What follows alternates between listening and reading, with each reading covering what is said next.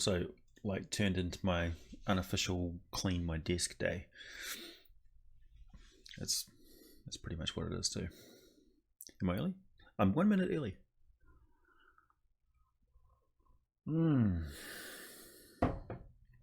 for the record, this is too early for a stream. I know I've got another one of this scheduled for this hour of the day next weekend as well, just because of things. But yeah, here I am. Does anybody remember that I'm starting a stream early? Hey, Bear, how's it going, man? Hey, I've got a question for you. Were you involved in the creation of the Oblex? Because you seem very in the know about it, the way you were replying to that. X-Boys on! Good morning, everybody. Nicely early, yes.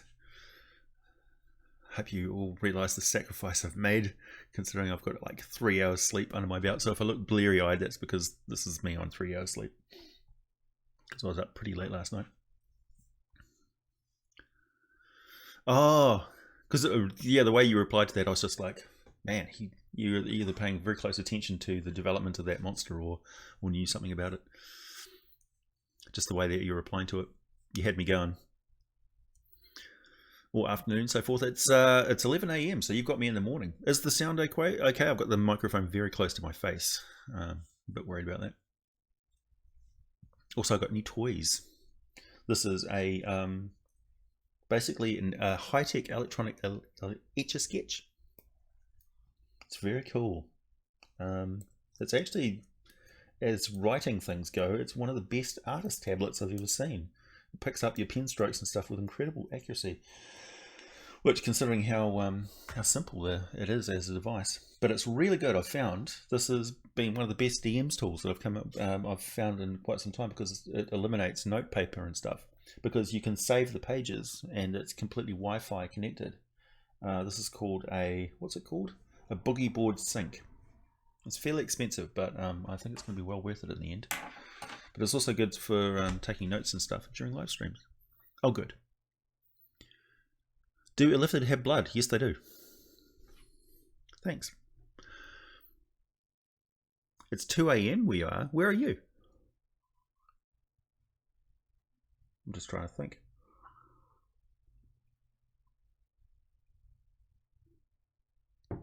Hi, Shay K5. Spacebar, spacebar, spacebar, spacebar. Or something. Hey, Bohit. Man, you're a regular. Nice to see you back. Oh, what have I got on my subjects to talk about today? The Stream of Freedom. This is my first live stream as a professional YouTuber. I've officially quit my job. It's a crazy feeling. Oh, Finland. Sorry about the mosquitoes, buddy. Yeah, it's crazy. It's quite a mental transition. It feels like I've been in the weekend all week, sort of thing. I officially quit my job on be Wednesday for me. It'll be Tuesday for you over in the States. It's pronounced Shrek 5. Okay.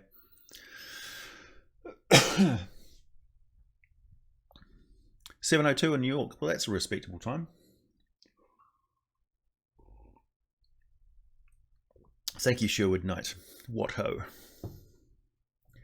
Yeah, so you may notice immediately that I'm starting to put out more videos, which is good, because that's midnight in Cardiff. It's always midnight in Cardiff. That's me concentrating on making videos and things, and I'm also starting to get cracking on my side projects as well. Once my mindset adjusts to what I actually do every day. The new life. Thanks. I like to think of it as I'm being released from an old life. I've been slowly concentrating on YouTube for a while now. Yeah. What's the weather like in Finland at the moment? It must be very long days. Because it's the exact opposite here at the moment. It's getting towards like winter. We've had thunderstorms for like a week, 2 weeks.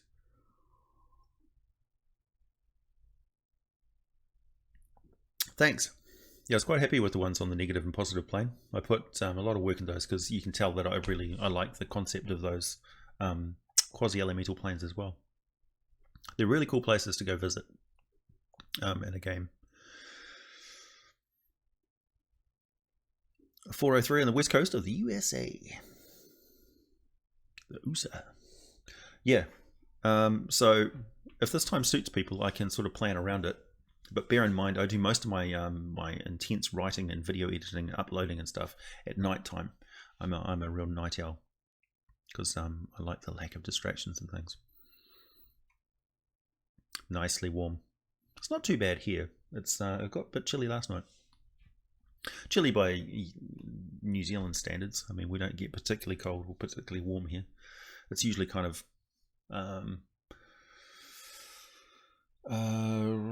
summertime we hover around over 20, between 20 and 30, and wintertime we rarely dip below 0.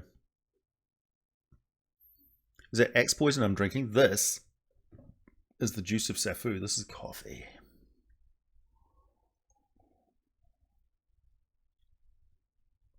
Nice strong black coffee, no sugar, no frills, and I drink it kind of lukewarm, not really hot.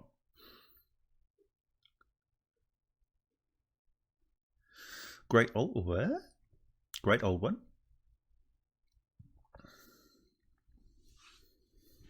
My new Warlock career. Oh, I see. You have made a pact with YouTube. No, I have not made a pact. Actually, that's the other thing that I was going to talk about. Returning to fully independent status.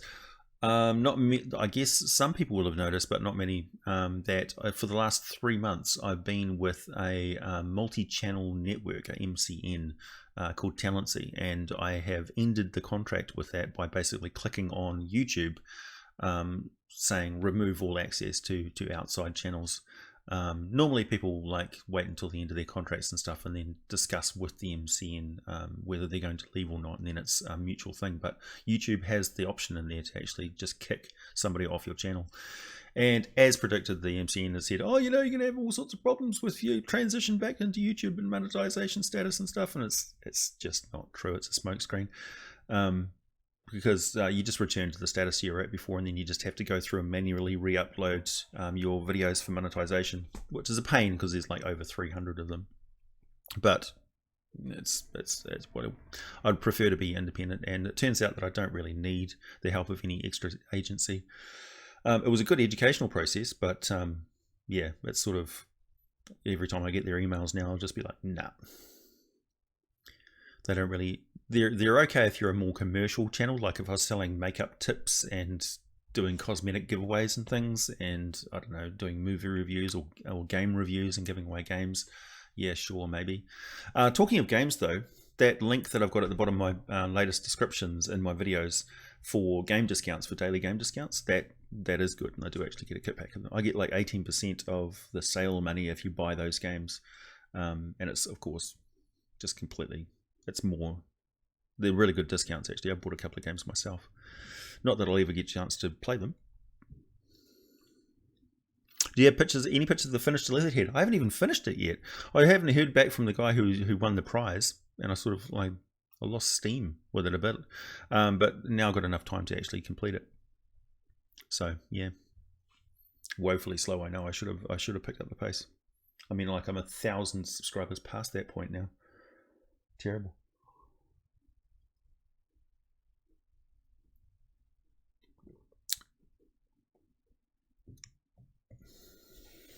In my opinion, what is better, the positive and negative plane? Well, obviously the positive plane would be much more pleasant to go to. But either way, you need heavy protection from both. I'm not a particular fan of heat, so the positive plane would get a bit oppressive after a while for me.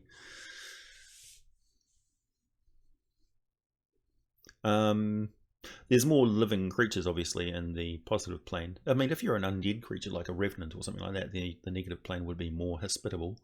But it's a depressing place, you know. I'd go for a more positive place, personally. Hello, Lorenzo. Hello to all of the Discord people. Hello to all my patrons. I've got a great big uptick in patrons this month. It's been great. I've got 10 extra patrons. which is really helpful and really encouraging considering my circumstances now.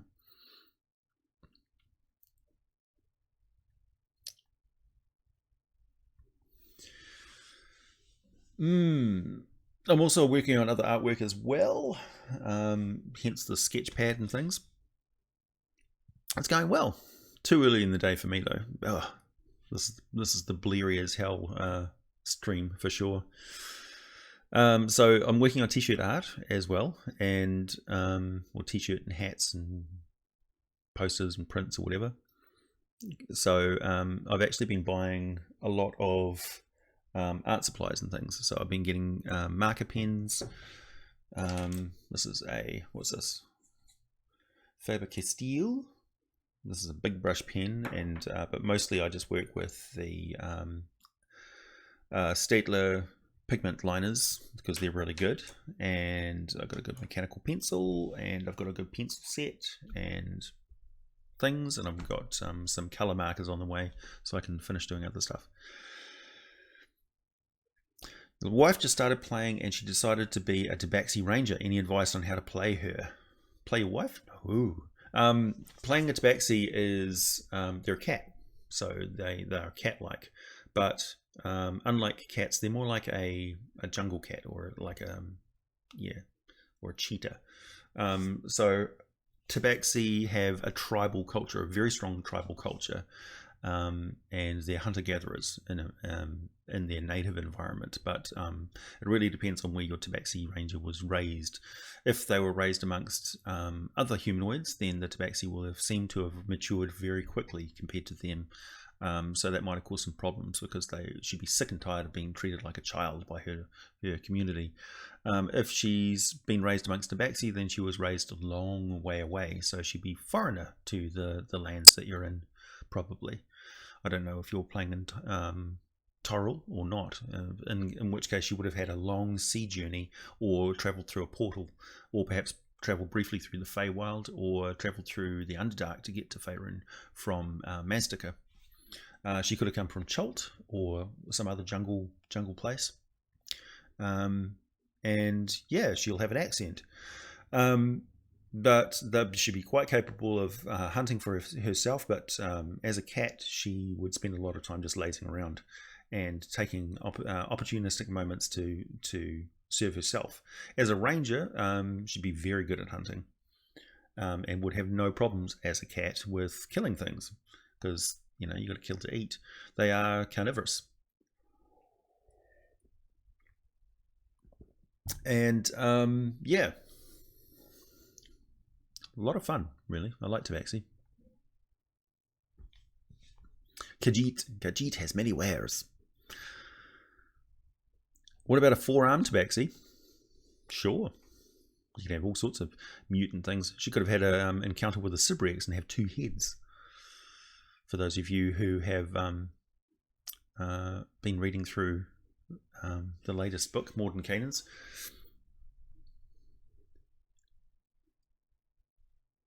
I should make the Mighty Gallistic coat of arms wall decorations. Well, I do have permission from Josh to use that in artworks and things, but I don't want to push it and just sell that as a thing. I might make another version of the coat of arms at some point myself, because he really just made those as art for my YouTube channel, but we didn't really discuss merchandising it. But I mean, it's kind of implied with the logo. There are four-armed Thri-kreen, for sure. There's different species of Thri-kreen. I think I talked about that in the video. How would I play a druid barbarian character? Druid/barbarian? Well, I'd probably go with the Pact of the totem focus for the barbarian.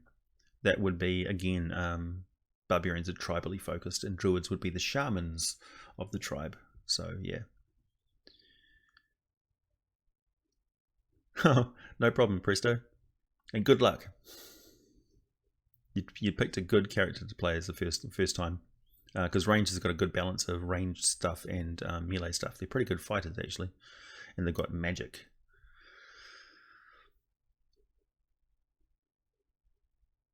Yep, the Fomorians. Not the Fomorians, the Formians, the ant people. Yeah, they're more. They're much more lawful than the Thrycreen, though. I'll be doing a video on those for you, Dragon Ball. Good suggestion, thank you. I'd like to talk about the plane of Mechanus. Yes, there are official rules for the Null player characters. I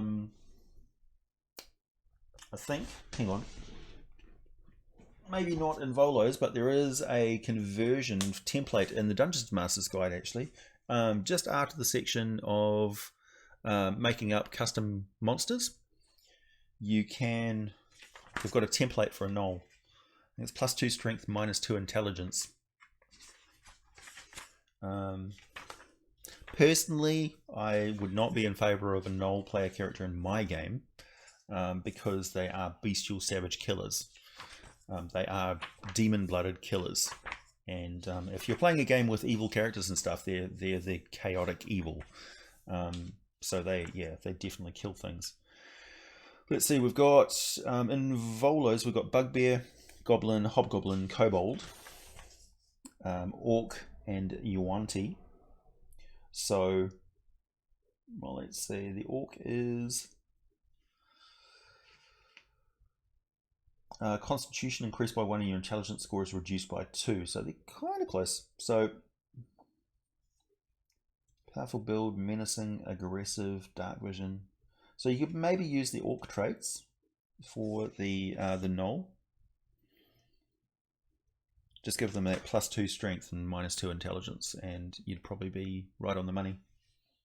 But otherwise, the same sort of stats. Yeah.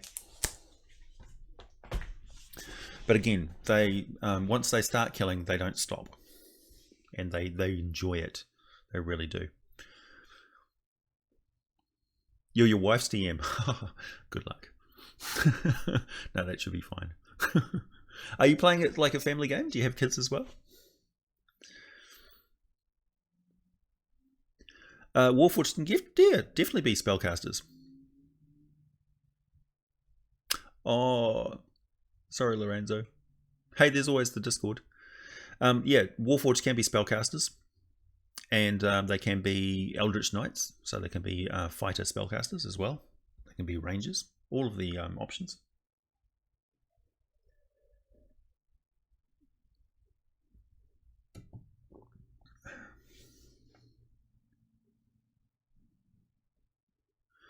Is the stream going to be cut into pieces regarding YouTube?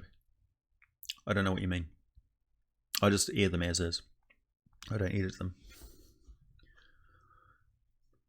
Hi, Elijah. Kick YouTube in the nuts. Yeah, my one concern with YouTube is I should just return after this ends, because it should be like in the next 3 days that I go back to being fully independent. So you won't see like the MCM clustered all of the ads together at the start of my videos, which was really annoying. I had to go back and fix hundreds of the videos. And they're still a bit messed up, so my apologies to everyone for that. I had no control over that, and that was just them clustering all the ads at the start of the video so they could catch the first 9-minute viewers. But I don't care about the people who only sit and watch the video for 9 minutes if it's like a 20 or 30-minute video. They're not the ones who are my target audience. My target audience is the people who, you guys, who are sitting there and listening to the entire video, or you're letting it run in the background while you're painting miniatures and stuff. And hello to the Crafting Muse. Thanks for your shout out on Facebook. Cabbage Patch Abominations. Dragonborn Bloodhunter Weretiger. Oh, the Bloodhunters, that's Matt Mercer's character class, I believe.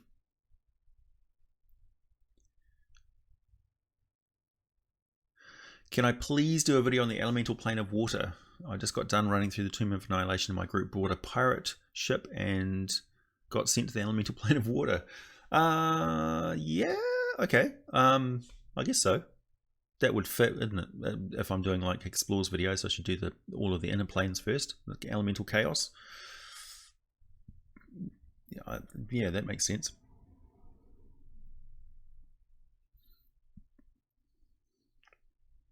Novakin. Could a Warforged and a Dragonborn be allies in a campaign and travel to weird planes like the Salt one? Yep. Yes to all of these questions. If I watch a video, I watch the whole video damn straight. Unless you're just dipping into my channel to see what a video is like and you only need to watch like for 9 minutes to realize that my voice is annoying and my content is not what you're after. And in which case, all the best to you.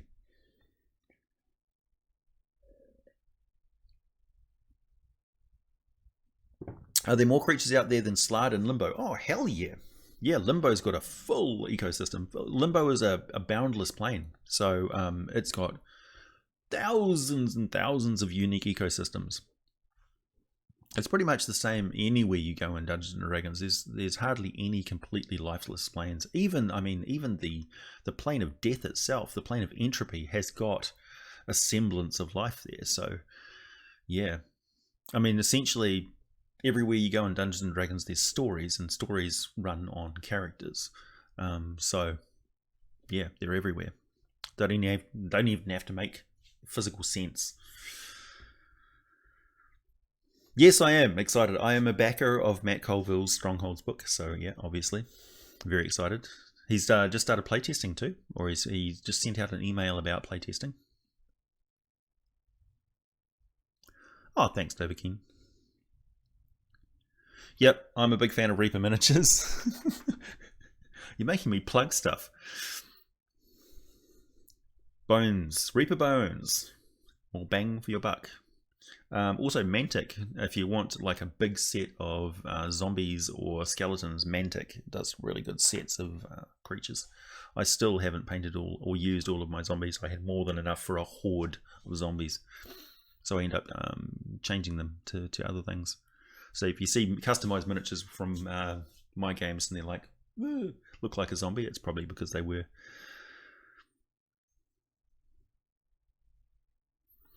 Well, you've come to the right place, Dragon Ball. That's pretty much what I specialise in. Can't sleep without me and my monster ecologies. Oh no, no pressure. Limbo is not the abyss. No, Limbo is a transitive plane, which means that it's like the fog that you travel to from one location to another. It's a plane of where the leftover bits of the universe go. So it's not quite real, and it's like a it's limbo. It's where things just float around, waiting for stuff. So this is, you have the astral sea, which is the plane of thought, and limbo is the plane of quasi-physical. So it connects a lot of different places. Yeah. If you watch my cosmology video, you'll get a better idea of the background structure of the D&D universe.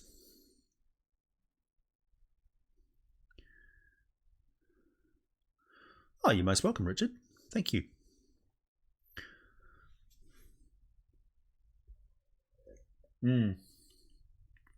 Limbo is a weird place.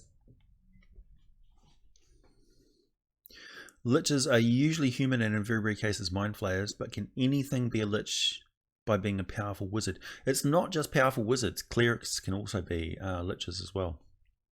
Essentially, as long as you've got sufficient levels of spellcasting power to conduct the ritual and cast the spells, then you can be a lich.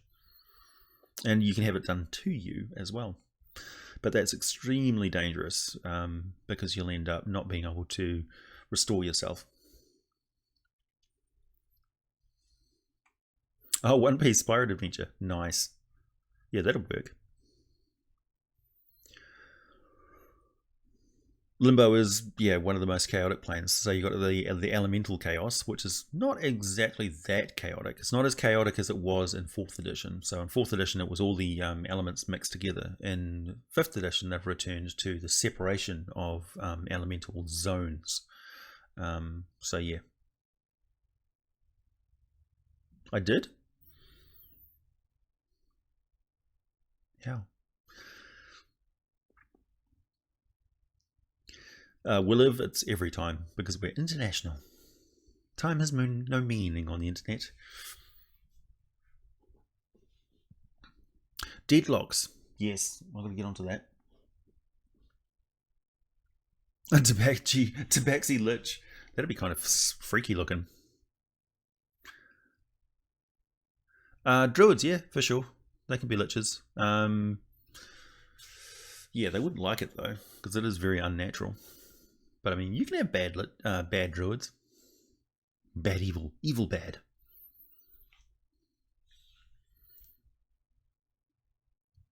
The ethereal plane is the plane where things go when they're dead. So it's a plane of memory. And it's a transition plane from the living to the afterlife, essentially.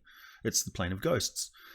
So creatures that die travel into the ethereal plane, and then they go through the border ethereal with the material world, where it's not a grey mist per se. Well, it is grey mist, but there's also structures and things. Like if you're in the ethereal plane and you're looking down a street and there was a building there a couple of years ago, but it burnt down, there'll be an echo of that building still there in the ethereal plane. And there'll be ghosts and things wandering around, repeating what they did in their previous lives. And then as you travel into the deep ethereal plane, you're traveling between, you're changing your frequency and going up or down to the other planes of existence. But you do travel through a fugue plane, which is where the dead are basically sorted out, and the bureaucracy of the upper and lower planes takes over and assigns you to the place where you're supposed to go. So yeah, in a nutshell, that's what the ethereal plane is.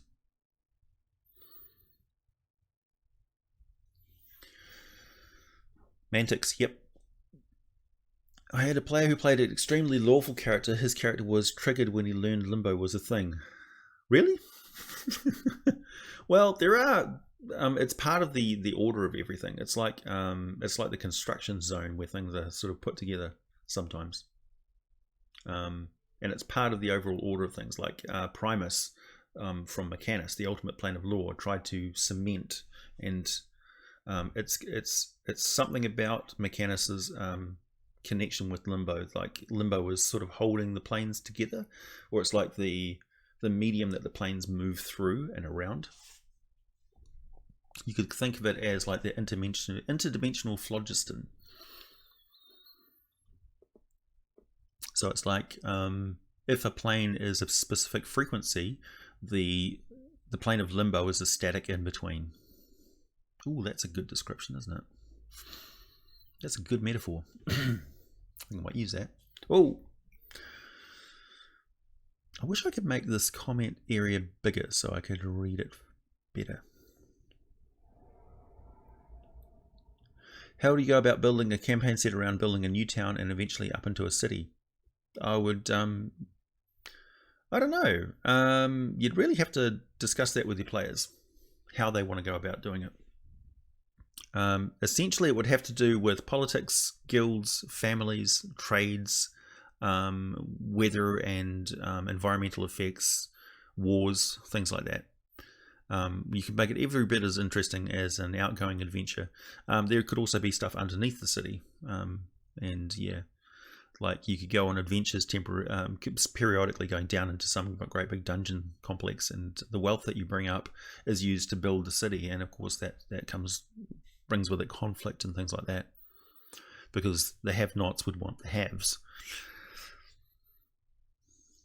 So the spell Blink, when it makes you go to the ethereal plane, you basically go to the land of ghosts. Yeah, essentially.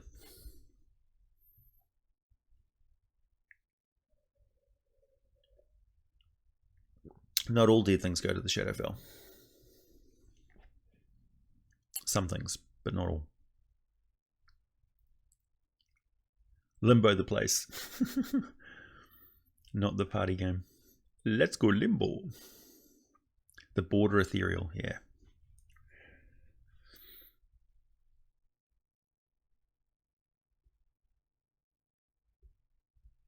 Does Blink make you go to the ethereal plane? Like, is that official? I haven't got a player's handbook with me. Somebody look that up.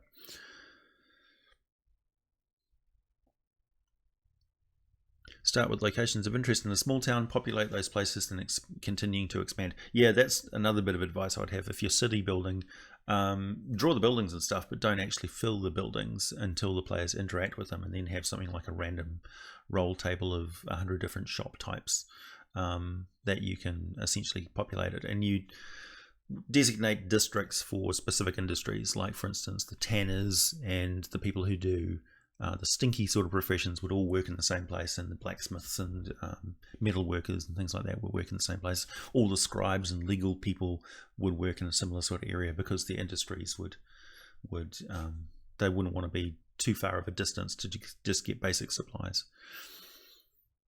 and they would build up. And yeah, like people who supplied scribes with feathers and things would want to live nearby, because they would do the industry where they live. People wouldn't necessarily have shops. They'd have, cottage industries, literally cottage industries. That's the way that Dungeons and Dragons works anyway. They don't have mass production, even though they have magic, so they could have a line of golems constructing everything exactly perfectly. So you could have fully automated factories producing guns and things that need precision.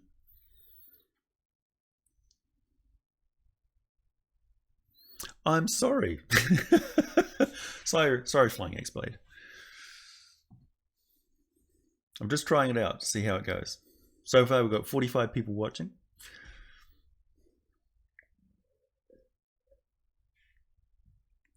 There's bound to be a few people that come in at 7 o'clock and go, "Where is he?" But I'll go extra long today.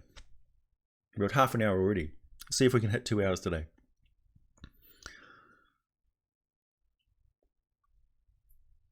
You don't like D&D, you don't play D&D just like the Lord. Do you play any role-playing games at all? What's your favorite? What's your hobby of choice?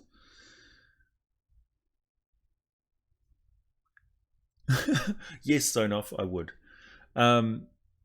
Yeah, you should try like the Tressum from Cormier, the cats with wings. They're really cool. You vanish from your current planes of existence, appear in the ethereal plane. The spell fails and the casting is wasted if you're already on that plane. So Blink puts you, yeah.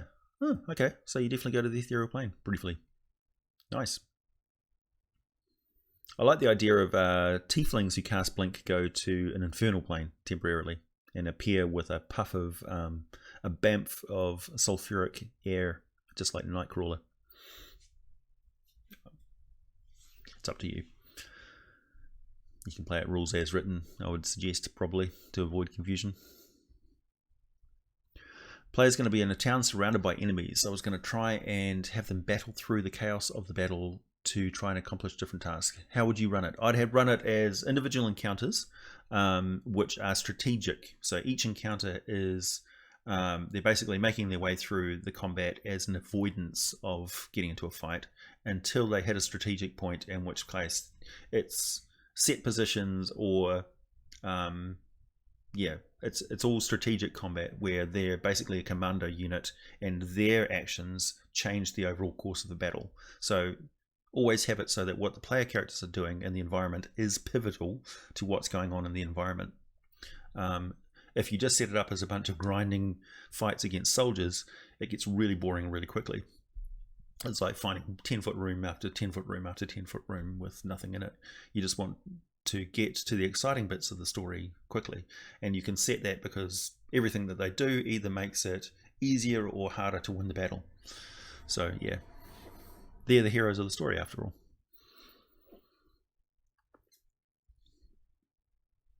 Yep.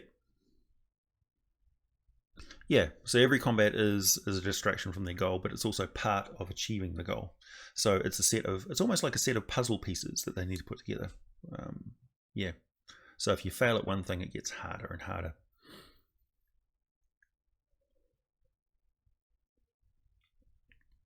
Running a series of skirmishes like that is also a really good way of testing out wearing down your characters. So they get levels of exhaustion and things because they don't have time to take a short or a long rest in battle, obviously.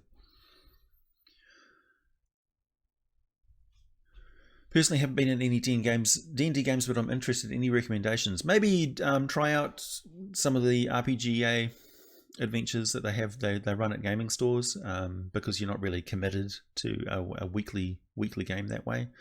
You can try some online gaming through Roll20 or something. Just basically request to join a game and try it out, playing it online. And if you like it, get yourself a group. Essentially say, yeah, I'm going to run some games. The books and the basic rules are free. You can get them online, and then just gather up some friends who are also interested in it. It's probably best if everybody's starting out and has never played it before. Yeah, just learn it together. It's really not that hard. Did they fix the Artificers rules yet? I don't think so. You're welcome, Ruben.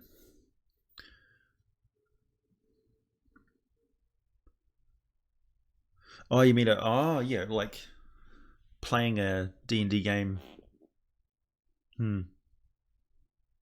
Baldur's Gate. Neverwinter Nights is pretty much 3.5 edition D&D.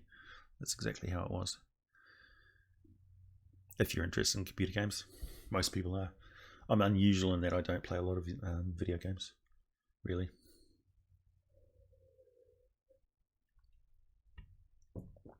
I'm certainly more tempted now with that Link thingy that I got. It's amazing deals on those games, but they only last a day.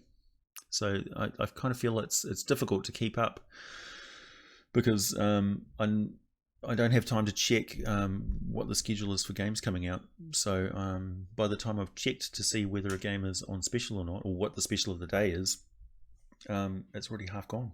So it's hard to promote and plug it to you guys. So you just have to keep checking, I suppose. They had this really good one, I don't know if it's still running at the moment, which is a zombie shoot 'em up game. It's only like $2 for this game, but it's essentially a zombie survival shooting game when you're running around, sort of roguelike view. Isn't he? Beelzebub isn't a slug? Oh, hang on. Let's see. Mammon. Was it Mammon? No. Is it? I know there's one slug one. He's cursed to be in that position anyway by Asmodeus, so Asmodeus, in theory, could end it at any time.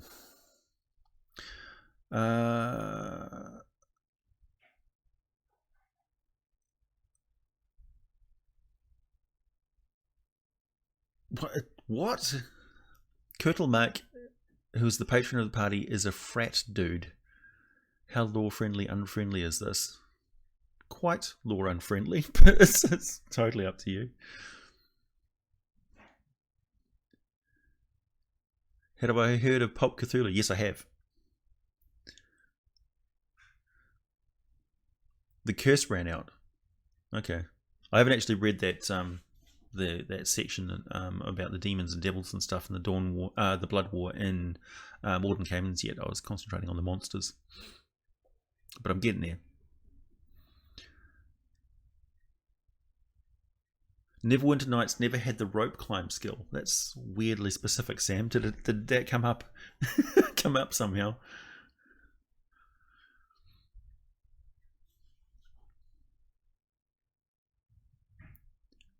Do tieflings always go to hell? No. Good question though. Should they?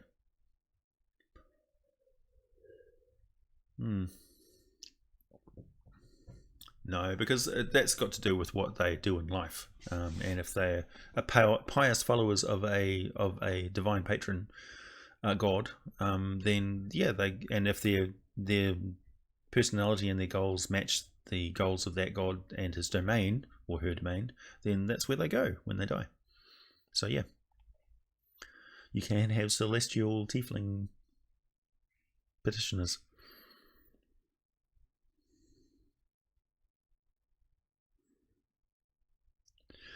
You're in school for game design with plans to apply to wizards. What's one homebrew monster that you have that you'd like to see made canon?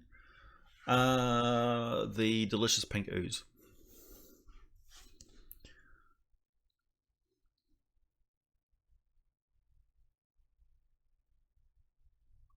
And good luck to you, Doink. I hope you make it. Do any good aligned great old ones exist for the Warlock? I just still don't see how you can make a Fiend Warlock unless you keep it secret. Sorry, Jacob, your typo threw me. Yeah, Warlocks are very secretive about what their patrons are and what they do. Most people are uncomfortable with the idea that a supernatural force is influencing their friend's life.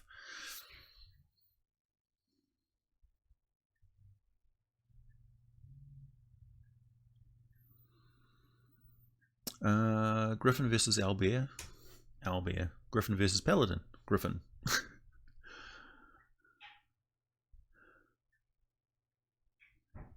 Thank you. I'm quite happy with the Plinkus. Star Wizards have the Fireball skill, question mark. We're not spectators of D&D. Absolutely true.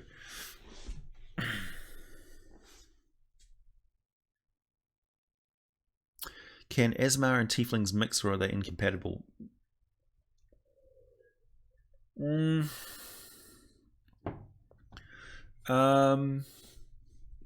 don't know. It's like, why aren't there, half dwarves everywhere? Why is it that they only really exist in the world of Athos?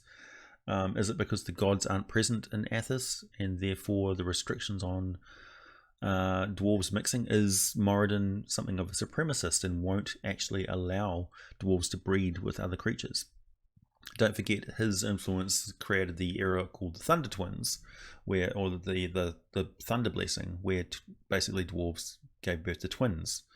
So is it actually that Moradin and the Dwarven Pantheon restrict dwarves breeding with things? In the same light, do celestial powers and infernal powers restrict the breeding of Aasimar and tieflings? Who knows? I think tieflings, in the story, they, particularly where Asmodeus was concerned, Asmodeus's offspring tended to breed true on a particular era that he was involved with. So he had his own sort of thunder blessing for the tieflings as well, but that was just temporary. But I think it would be one or the other, and maybe a taint like a sorceress draconic bloodline, so you could have an Aasimar that's got a bit of tiefling in them. Who knows? But yeah, it really depends on how you want to play it and what your DM's happy with.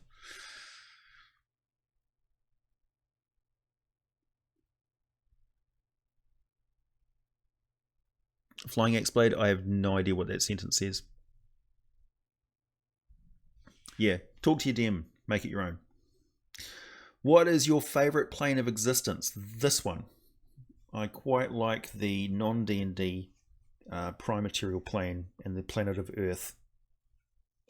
It's definitely my jam. I've been here quite a while. Question to anyone, but do you know about Aston? What? Ravenloft Lich and what he's about. I've heard a little about him being an enemy of Strahd and having his own empire, but not much else. I'm still reading through the Curse of Strahd stuff. There's actually an enormous amount of supplements and things like that for Ravenloft. I was not aware of how in-depth that setting became. So yeah, I've got a lot of research to do on those. I'm getting there though. I have to read Spelljammer, Ravenloft, all the different planes, Birthright, Alquadim. There's a lot of stuff that I have to read through. Yes, I do. I do play other systems other than D&D. Oh, a mixture of Aasimar and Tiefling being the origin of humans in your world. Well, that's an interesting take on it. Yeah, I do play other games. For the longest time, I was a big fan of Palladium's Heroes Unlimited game and Ninjas and Super Spies and Beyond the Supernatural and things that mix together. Teenage Mutant Ninja Turtles, all that sort of stuff. I even wrote an article for the Rifter. But I have played tons of different games. Some of my favorites would include... I like the Warhammer 40k setting, obviously. Hence my video about Warhammer Orcs invading the D&D world. I played I haven't played the Dragon Age setting itself, but I played the rule set, Fantasy Age, and that's pretty good with their stunt system and things. But yeah, I played heaps of different RPGs, lots and lots of them, mostly online.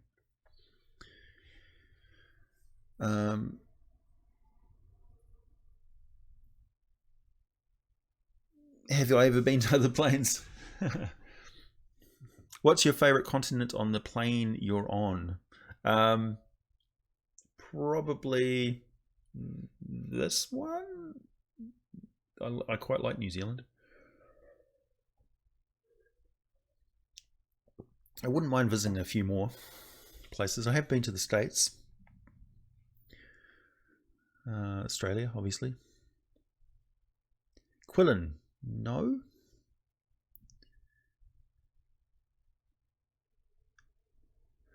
Yes, Ed Greenwood was of the opinion that all of the planes are connected and connectable. That's why the Forgotten Realms is called the Forgotten Realm, um, because yeah, in his sort of story, his fiction, um, he would meet with Elminster from Faerun and Mordenkainen from Greyhawk, and the three of them would be wizards that talk to each other, sort of thing.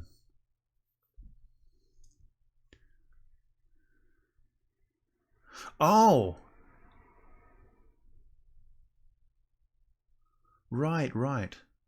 Sort of like a celestial mount thing, like a Kirin, but a Quillen. Okay. Did you hear about the Warhammer Adventures books for kids? No, it's a bit grim. Green Elf. I have a love-hate relationship with the deck of many things. Yeah, so much so that most people make a version of their own, including myself.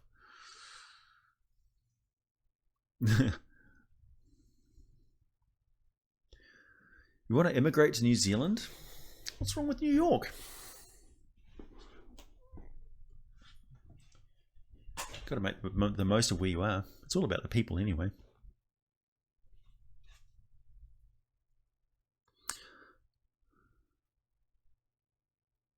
General 7 continent model. Some people group Europe and Asia, others group Europe, Asia, and Africa. Okay. You probably should sleep, Sam.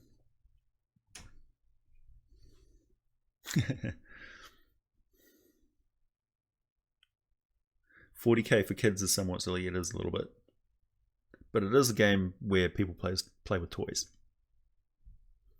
I never lose sight of that fact when I'm painting miniatures and stuff, that they are basically little toy soldiers.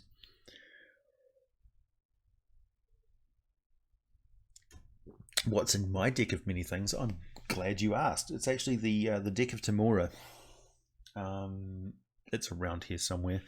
Essentially, I wrote my own deck of many things variant where it's not full of any sort of game breaking stuff. Most of the stuff is just personal boons and afflictions. So each card's got a positive or negative influence on that character that draws it. But it doesn't do things like send them to random planes of existence or grant them extra levels and things. It's more like some of them grant you abilities like feats. Yeah, so it can be pretty good.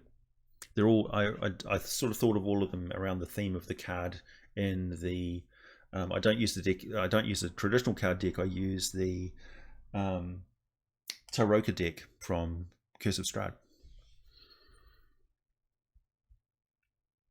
Ever played monster card games? I've played Magic the Gathering. It's basically the same sort of thing, but not something specific. Yeah, drink more coffee, Sam. I hate that the Medusa isn't Caledonia themed Gorgon. Yeah, because in D&D the Gorgon is a separate monster. It's just a result of them splitting monsters up into different things. Like, for instance, in traditional folklore, a kobold and a gnome are the same thing. And they're also a goblin.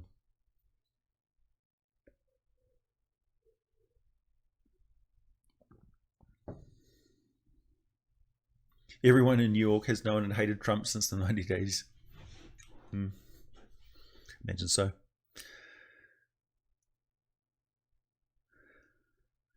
In my school, one of the kids homebrewed a 40k system out of chess pieces and other elementary school nicks and knacks. Great. Next time we talk, I have to tell you about my experience with the deck of many things as a DM. Yeah, please do. I should make, yeah, I've talked about making videos about famous artifacts as well. I've got, yeah, the autocannon. I've got so many things to do on my to-do list of videos and things. Like, I'm only one guy, and there's people who are screaming at me to do more Spelljammer and screaming at me to do more Lords of Ruin and things like that. And I feel the pressure to do more player character classes and player character races. But those are sort of like, you'll see that I intersperse like big projects like that every few weeks, because those videos are like 3 days or 4 days of intense research.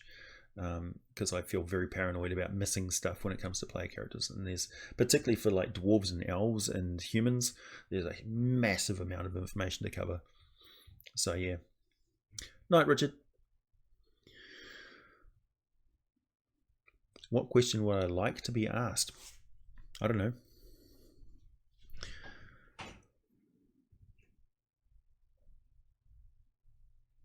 No, there's nothing wrong with enjoying the Age of Sigmar. It's got to be somebody who likes it. It's a dumpster fire. Well, yeah. I mean, there's some people who like play D&D who can't see the point of playing Frostburn, Frost. What should we call it? You know, the combat game, skirmish game. But it's a hell of a lot of fun playing that sort of stuff. 4th edition is great for skirmish games. The bane of people who like said, "Oh, 4th edition, there's no roleplay in it." Well, it's perfect for skirmish games. There's always room for roleplay.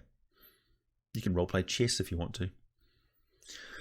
What monster type do you think is severely lacking in variety? I personally think there needs to be more Celestials. Yeah, like a lot of the planner stuff, they basically say just add a template to whatever animal or monster that you want, and it's a Celestial Goblin, it's a Celestial Manticore, whatever.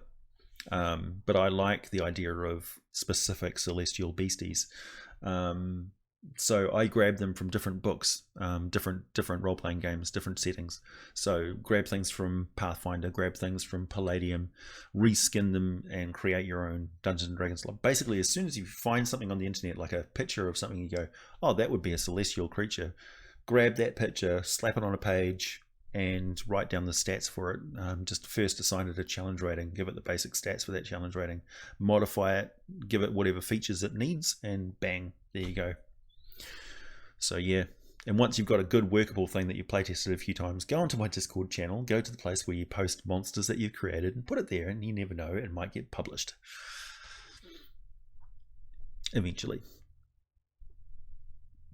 Oh, you guys are streaming too fast. No, I haven't been to the Plane of Hades in a D&D game. Not yet. It did common retarder, sorry.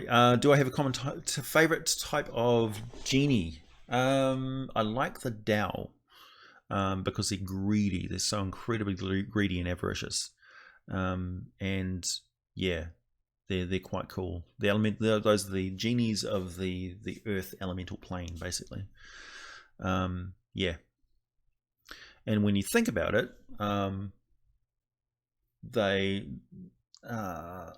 the ancient lore of the conflict between the dwarves and the giants, for instance, involves the Dao. The dwarves used elemental power unwisely, so they used runes and things like that, and they used primal energy because they learnt it from the giants who were allied with the primordials in the Dawn War. And that's a bit of a conflict because they were created by a divine being, created by Moradin, but as far as they were concerned, Moradin had abandoned them, and because they were in enslavement for 100 generations, which is dwarven generations, so it's a very long time. So yeah, I like the Dao because that tie into Dwarven history and stuff. So one of the primary big three races. And genies are cool because you can throw all sorts of spanners into the works of your game if a genie pops up somewhere. No, I have never run Shadowrun.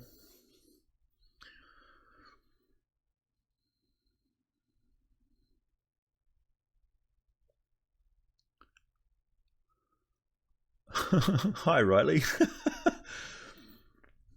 Nice to see you. I don't know. Oh, nice. Cool. Good link, Grant. How often do I plane jump in my games? Not very often, actually. My friend Ian tends to plane jump a lot more than I do in games. We did have a game recently where they had a teleportation network through living trees and things. That was kind of cool. Yeah, that's right. Axe poison.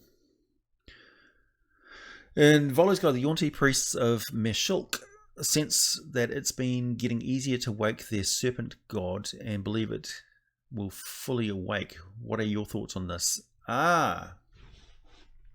Yeah.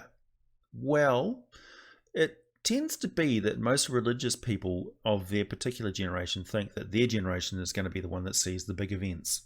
It's what drives them. So it may be perception more than reality, but I don't know.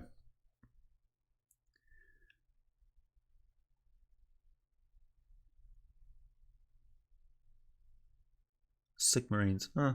Yeah, Skaven are cool. I'd like to do a video on the Skaven, actually. I'm quite fond of were-rats as well. Marids, yeah. Trading their retirement for a wish spell. Why wouldn't you? What would a Yugoloth want from players? Money. Yugoloths are essentially greedy. They're mercenaries. So they're that, like, how many people here have watched the Han Solo movie already? Essentially, there's a line which is in the previews, which is eventually everybody's going to betray you.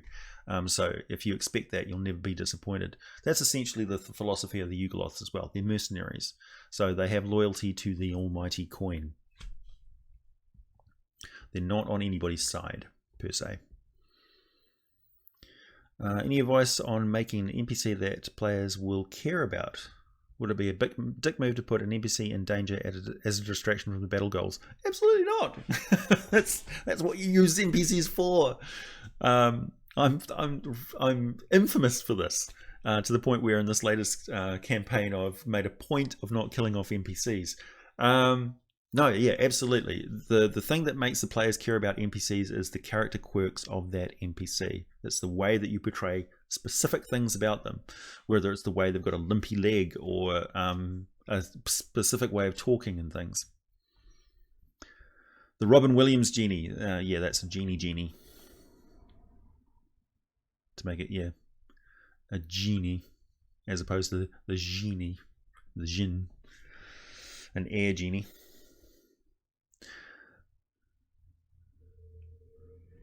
You traded a, hey, thanks you Doink. Thanks Doink. Good. Glad I could be of assistance. The Dwaga only have one god. Just one, according to the official lore. I haven't read that section of Modern Canons yet, so I don't know whether they've changed the lore on the Dwaga yet. We shall see. Early? Too early? It is. I know. It's way too early for me. My God. It's now just hit lunchtime. It's a Sunday. You people. I was up until I have no idea what time. You can see that my eyes look bleary as hell. That's why. Also, I've been moving things around and I've got dust in my eyes. Yes, cranium rats. It's not over. We're going to run for 2 hours today, man. 2 hours. So this is the first hour gone. We're still going. I might have to pause and go grab more coffee at some point.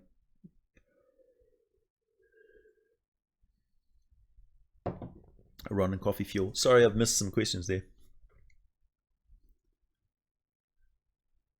Planet enemies for evil parties, assuming that fiends. Oops, sorry.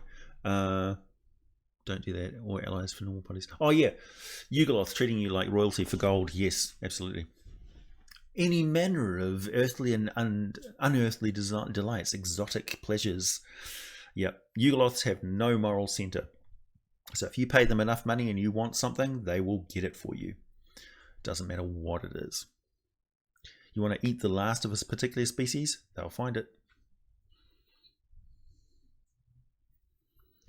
Ever seen Wonder Prison? No.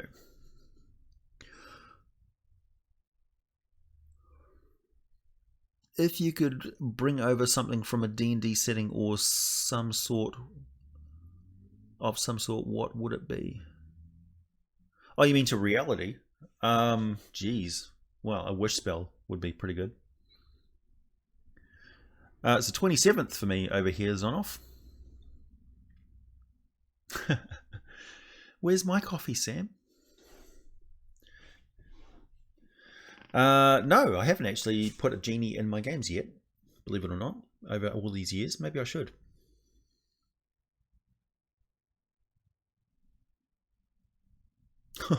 Make a warlock that works for Dublex. Ooh. Power of coffee. Dun, dun, dun, dun, dun, dun. Use the hybrid form of were-rats and tweak as needed. For a Skaven, yeah.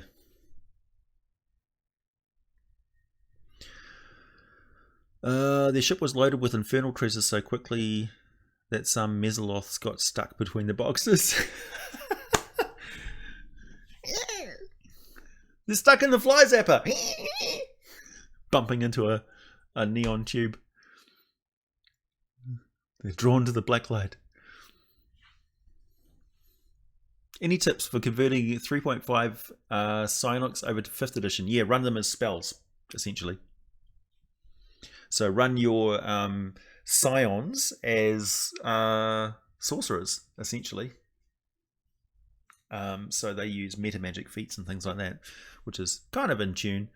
And give them spell lists that they can choose from, which is essentially the enhancing, personally enhancing sort of spells and things, and like telekinesis and things that mimic psychic effects.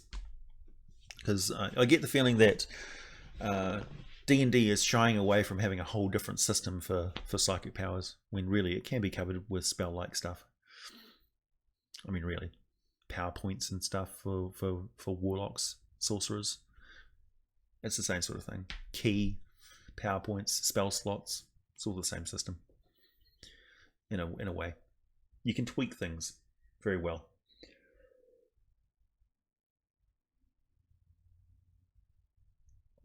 How many homebrew creatures do you use in your games? That's a good question, Sam. Quite a lot. I like to give the players the experience of playing classic monsters, but I also like to surprise them every now and then. It's always pretty much tied into what's going on in the game in the specific environment. So I craft creatures to fit that specific scene and setting. For instance, there was a giant that had been ritually killed and bits of its body animated and turned into separate sort of monsters. How do I branch out and plan other adventures at the same time? It's a lot of work. What was that question?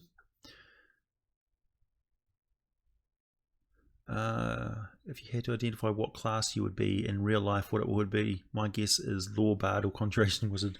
Or just a sage, just an average sage. Who knows Kung Fu? I often have trouble making more than one plot hook or plot for adventures. How do I branch out and plan other adventures at the same time? It's a lot of work. Yes and no. Essentially, just use random tables. I suggest you go and check out Raging Swan. Their random encounter tables are just perfect for that. So essentially, when the characters go off the beaten track, you just grab the Urban Encounters or the Wilderness Encounters book, and you can get them as PDFs. I've printed them out and made books of them myself. And you just roll on those tables randomly, and they will give you random stuff, and that will spark off an adventure, and you essentially just sandbox it. You don't have to script everything. You can actually just run stuff off the cuff, and it works. It really does. But don't forget, you don't have to abide by the strict roles that you can just look down the table and go, oh, okay, I want them to meet a Yeti at some point, and you can steer them in that direction. So if there's some sort of encounter that you want to run, you've always wanted to run, put it as a possible side quest, that sort of thing. My advice is, when you have a good idea for an adventure, don't wait around. Don't say, oh, I'll run that. There should be like 5 games before that happens. No, do it immediately. Do it straight away, because it will just spur more ideas. They're always going to come. The more often you use them and see how they work, the better you get at them, and it makes it dynamic and interesting for your players. So yeah, when you have a good idea, put it into the game straight away. Don't dole them out like precious things. I got so attached to their 3 buggy boys after a successful diplomacy roll with the disadvantage got them on their side. Oh, nice! Pet mesoths. Yes, mister. What alignment am I? I'm chaotic good.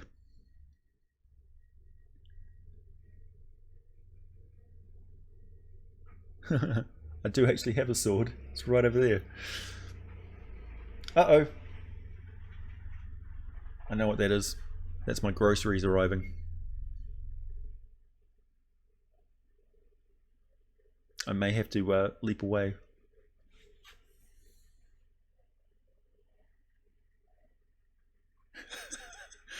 Damn it. They're right on time. You're chaotic evil in real life? Really? I include dragons sporadically, quite often on the periphery.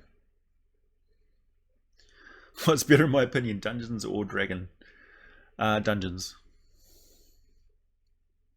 Chaotic good for life.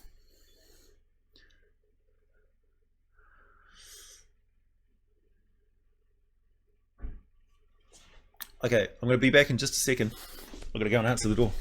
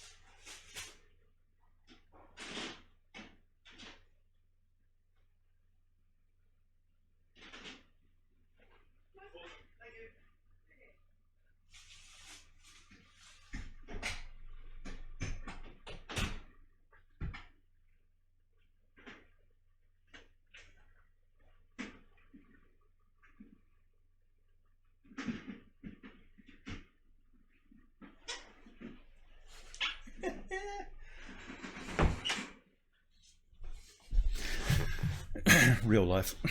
Sorry about that. The last we ever saw of AJ. Captured by Countdown Supermarket.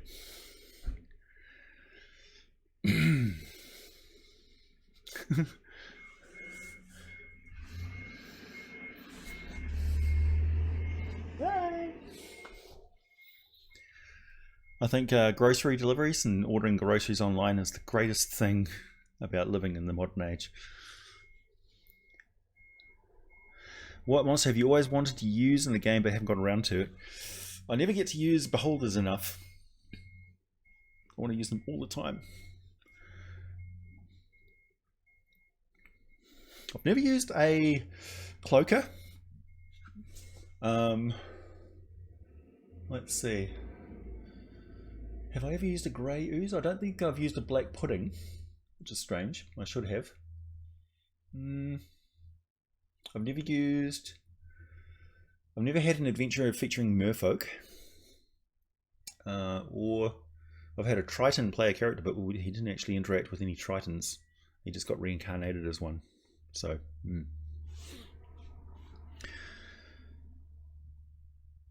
What is better, second edition or those other awful and unnecessary editions? I don't know, Sean. Maybe people who support the game financially and encourage the play and the expansion that has resulted in more players coming to the game so that you can game with them? Or would you prefer to just be living alone in the wilderness somewhere with nobody else playing games with you because they stopped producing Dungeons and Dragons back in the 1980s? What's worse, my settings for autocannon is Dutch and I can't change it. Oh, auto correction. Are you talking about what you're typing, Damien? Am I not going to put my groceries away? No. There's a specific reason for that. Of course you can get groceries delivered. How else would I be a hermit sage if I didn't have groceries magically appear? Anything you'd want to see in a system currently developing a general use, setting agnostic and level classes system, and I've come to realize how small my playgroup is for questions. I don't know.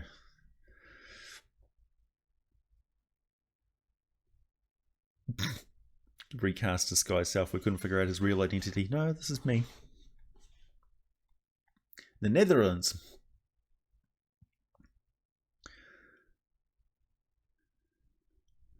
Second edition is the only edition with the Chronomancer. Yeah. I don't know. 3.5 came up with a lot of different prestige classes. So that might be incorrect. I don't know. Your Thaco is minus 42. 42. Do you prefer high fantasy or low fantasy or some kind of middle ground fantasy style? I like the middle ground. Actually, no, I like the highest form of fantasy. I like plane jumping and stuff. So yeah, probably high fantasy. Mythals, flying mountains, talking dragons, that sort of thing. High fantasy. High fantasy with guns and lasers and spaceships. That's what I like. Every kind. All mixed together in a jumble. I haven't got any of my ice cream. The only refrigerated stuff I have out there is yogurt, basically. I've got apples and canned food and bread and stuff like that. That's fine. You're a wizard, Harry Potter. Oops, sorry, I missed that one. Doink, is it alright if I post a link to the World Anvil for my homebrew world on your Discord, and where should I put it if so? There is actually a section for homebrewed material on the Discord and you can put it right in there. Absolutely. Feel free. People will either interact with it or not. I make no promises. I tend to read most stuff which is on the Discord channel.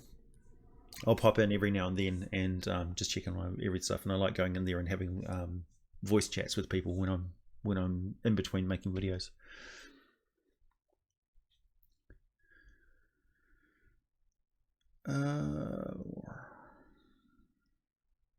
How do we find the Discord channel? There's a link in all of the videos I've been posting lately. In the description of the videos, there is an invite link for the Discord that you can just click on and it will take you straight there.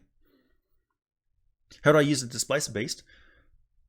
Everyone seems to be familiar with the damn thing. All I know is they all know the trick. So it's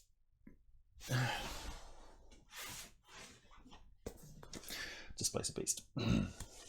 So the power of the Displacer Beast is what makes it an interesting critter. Otherwise, it's a deadly big cat.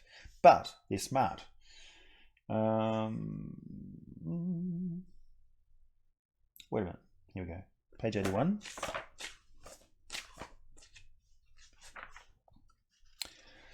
So they are a large monstrosity. Some would argue that they're a fey creature.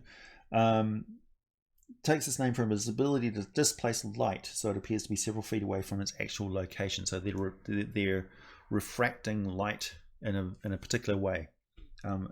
And they have an intelligence of 6, which is higher than an animal intelligence. It's not brilliant, but it's like raptor level of cunning. They make 2 attacks. They've got reach of 10 feet, so they attack from a strategic distance, and they're very hard to hit. They've got an arm class of 13, which for translating 3 creatures is reasonably high, and 85 hit points, so they're designed to attack solo against the party. And they've got a speed of 40 feet, so they can do hit and fade, because not a lot of player characters have got a speed which is 40 feet at level 3. They've got a strength of 18, so they're very good at grappling people. So they can take out their clothies and stuff pretty quickly. They'll recognize the weaker member of the party and go for them first, because they're a predator. They want to eat you. So they're going to go for sick, injured, small, unarmored targets first, pretty much in that order. So the avoidance is they take half damage. They've got a barbarian-like ability to avoid damage. If they make a saving throw, they don't take any damage at all, essentially. And the displacement effect is it's an illusionary effect. So yeah, if you can see through illusions, you've got true sight. It kind of messes it up. But if it's hit by an attack, it's disrupted until the end of the next turn. But the effect is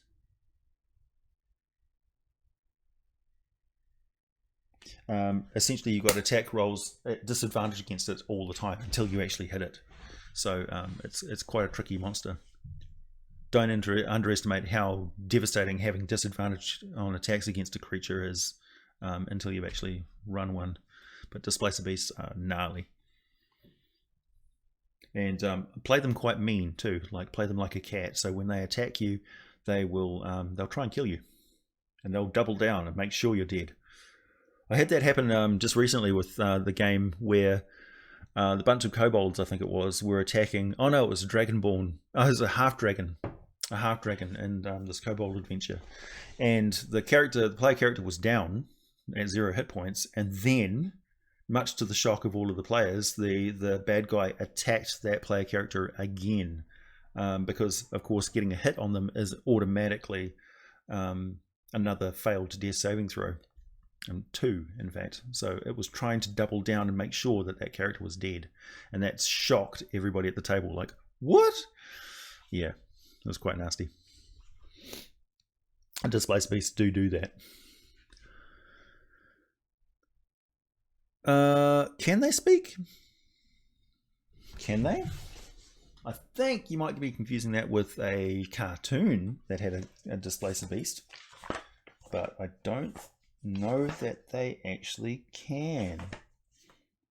I mean, I'm not saying don't roleplay it that way. Languages. Space. Blank. No, they don't. Not officially. But it's a magical beast. So yeah, why not?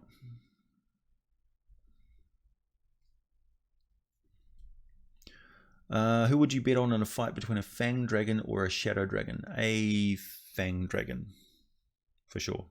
Don't forget, Shadow Dragons can be any type of dragon, so that's kind of an unfair question, because I don't know what the Shadow Dragon was originally. A bear is a horrible fantasy monster of legend that we're just used to having around.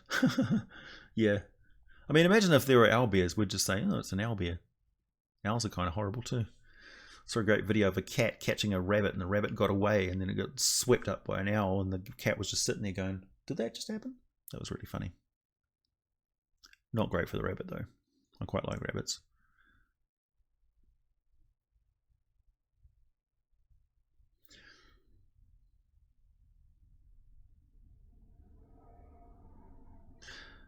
From what I recall, whenever you try to transmute the substance of limbo, you have to save against also changing yourself. Interesting. I'll have to look that up. How many player character parties have you killed with kobolds?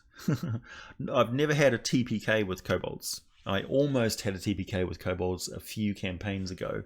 That was shocking, actually, because I wasn't expecting it. But that was me getting used to the 5th edition rules and how devastating groups of combatants can be.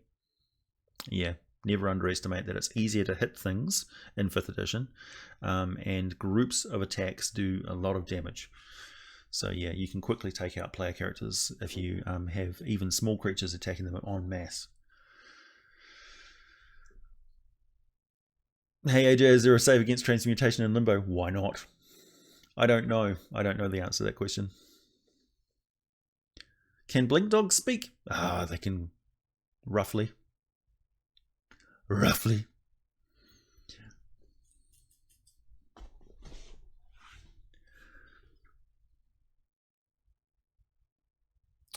Getting language is worth it since most things speak common. Not all things speak common, and some of them speak it only brokenly. If you've got a game where everything is speaking common, that's kind of like your DM isn't doing their job.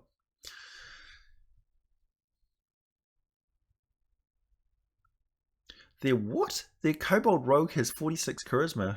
What do I do now? Things can't have a stat over 30. Just can't in 5th edition. Cannot. So yeah, I would not allow that.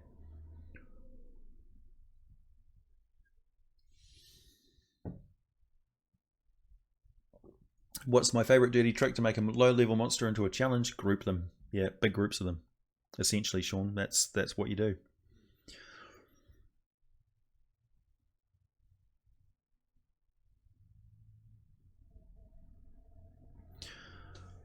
Which class would win in a level 1 free-for-all if they're all humans with no feats, +1 to all stats, using standard array?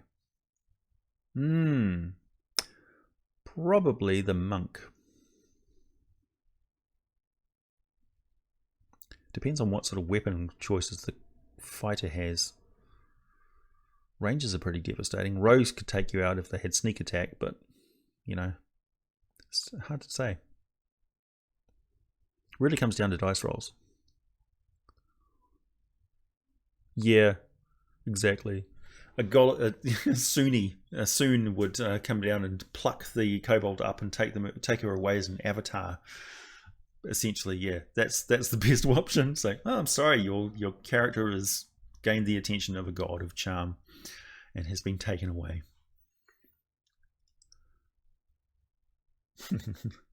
That's a great idea. Favorite plane of existence in D&D? Okay.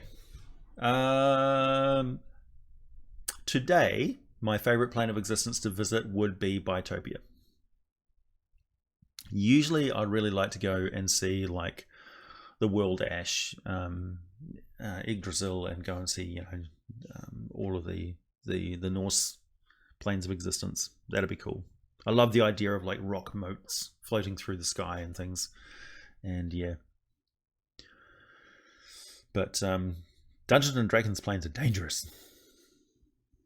Of course, if I went and visited Elysium, I'd never leave.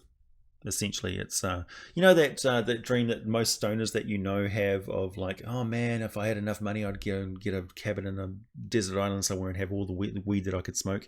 That's Elysium. Elysium is basically that. It's just chill, man, and you just stay in Elysium forever.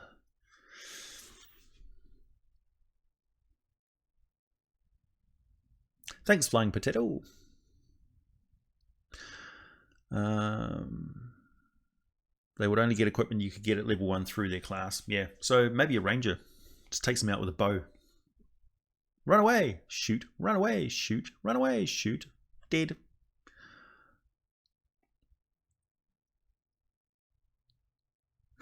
Thanks, Doink.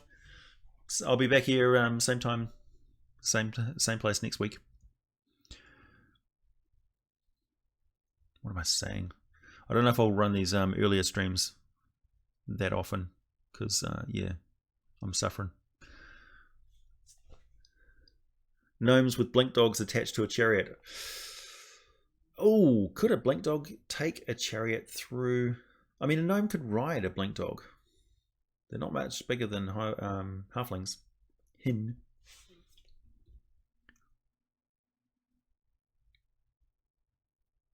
What's the coolest dragon lair walled you can recall? What's the coolest dragon lair? White dragons have pretty cool lairs because they can travel underneath ice sheets. And one of the best encounters that I've seen run of a white dragon, the players didn't actually know what they were fighting because the dragon kept out of sight and was just like smacking up through the ice and taking them. So they were getting killed underwater by this thing, which is real nasty. You can usually tell a white dragon is around though because it leaves trophies, ice blasted to walls and things. So yeah. Yeah, the blink dog just takes off and leaves the chariot behind. You can't tame me. Roof.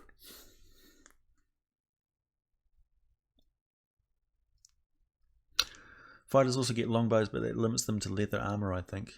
What? Because they're starting cash? Maybe. Yeah, they're not going to have a huge amount of... if they're just starting up with level 1 equipment with the starting cash. Yeah.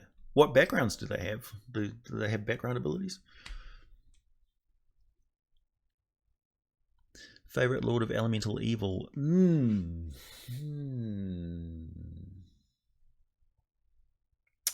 Sebin. Oh, speaking of arena fights between player characters and monsters and stuff, Heroic Maps is releasing a map which is basically a Thunderdome, a post-apocalyptic Thunderdome, which I voted for pretty soon. So keep a lookout for that. Heroic Maps is my jam, man. They always get free promos and plugs from me because I really like their map products. I get some free maps and stuff sent from other people, but and if you are that person, sorry, but it's just not worth me talking about them because I won't use them. They're not up to scratch.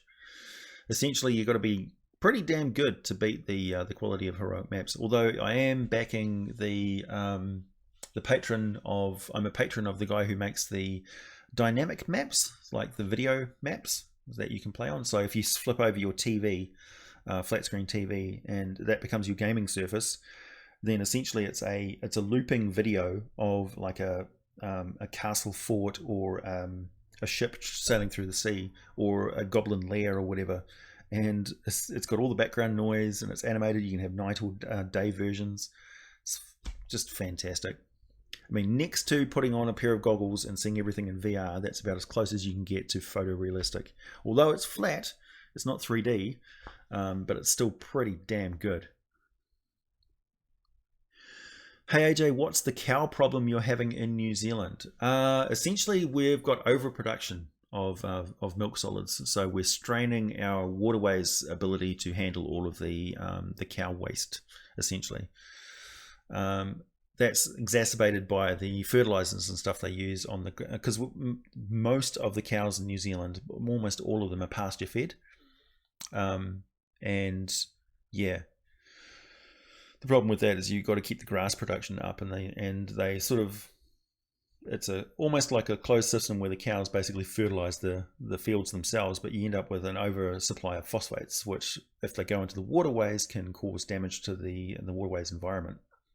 And we're doing a lot to mitigate that, but still the industry itself is not being properly regulated by the government to make sure that doesn't happen. We do have a very liberal government now who is more interested in environmental policies, so things are gradually changing.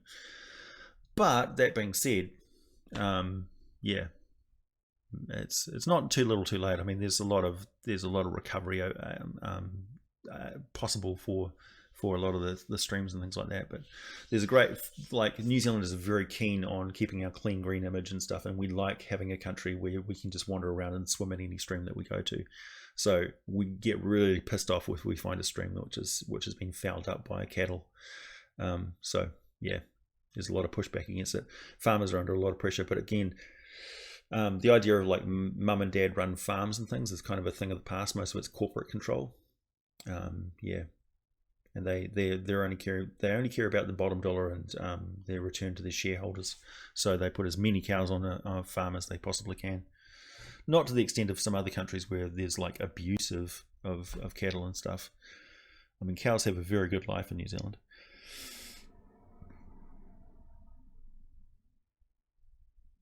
$8 per 2 cubic feet. Are you serious? Oh man. Yeah, that's way too much. Just get yourself some sheep, honestly. Wish the UK had a more liberal government. Are you kidding me? You are kidding me, aren't you?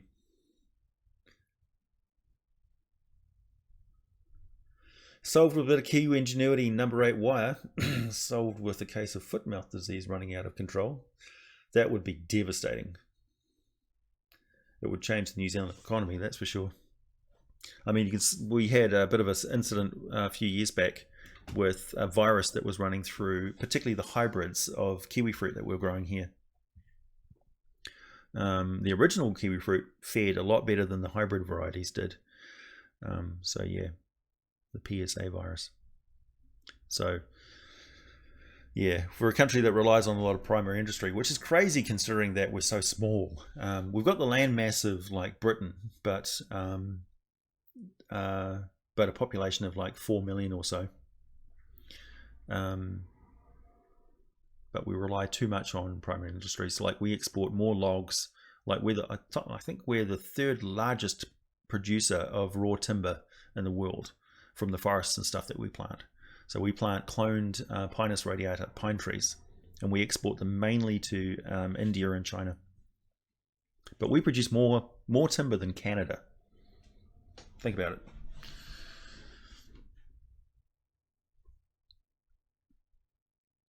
Yeah, ant eggs, that's what we need. We need ant eggs to take care of the cow problem. Oh, that would be so mean. Also, horrible. Can you imagine having an ant egg infestation? You thought gophers were bad. Whales. Oh, okay.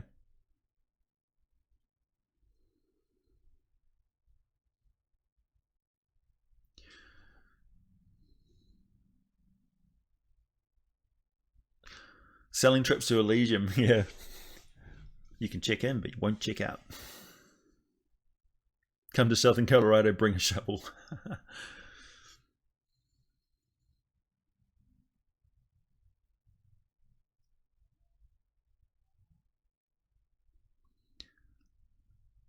Sorry, I missed that, Jacob. Whatever offensive words you used. Hey, AJ. Lord O'Frandom, Spaces 34. Thank you very much.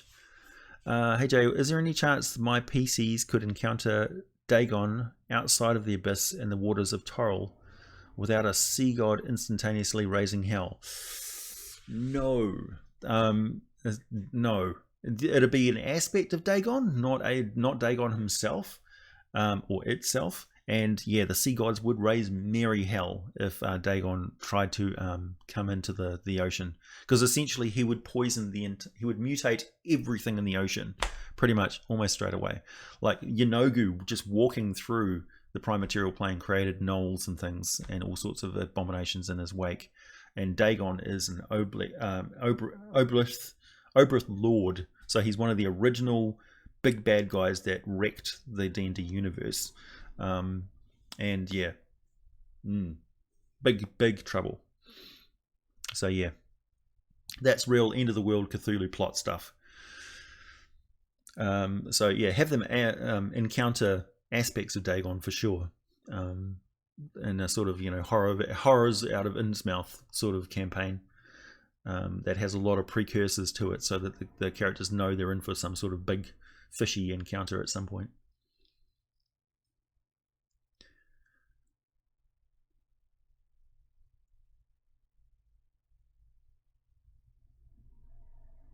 Yeah, it is a big change. Like Grimlock, you're not wrong. It is a big change from how things are done in Ireland. It's a full on intensified industry in New Zealand. So the milk solids and stuff that we produce, which we produce thousands and thousands of tons of the stuff every year, Yeah, it's like keeping cows in milk every year. I don't think a lot of people realize this means that the cows have to stay basically constantly pregnant year after year after year, and that's a lot of cows that like young male cows that aren't needed, so they get bumped off, taken away, bobby calves. So yeah, it is brutal. But that's farming for you. That's industrialized farming. I mean, the cows themselves have a pretty good life, but they have a short life compared to their natural lifespan. I mean, they can live like 30 or 40 years or so in the wild, so to speak. But your commercial cows only live for what, 6-9 years or so, and they just get worn out. So it's hardcore, but they know no other way. So yeah. Hello. How would you run a campaign where Tiamat took over? Well, it would be a pretty dark and dismal campaign. That would be a grim, bad campaign where, because she doesn't like non-dragon creatures. So you'd essentially be, dragons would be the overlords, and Tiamat would be very, very nasty on mortal creatures. Essentially, she reduce you to the point where you're just shrews underneath the feet of the dinosaurs. That's what Tiamat thinks about mortals. Nothing but food. So it would be a campaign where it's the resistance. You'd be trying to take out individual dragons, just like they were trying to take out hunter killers and Terminator, scuttling around the ruins and things, living underground. Dragons making like things that could infiltrate the layers of humanoids, trying to burrow them out like rats in a warren. Yeah, be nasty. Fun though.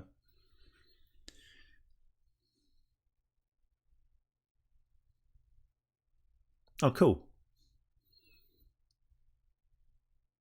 Yeah, the aboleth would flee to the abyss. For sure. They're survivors.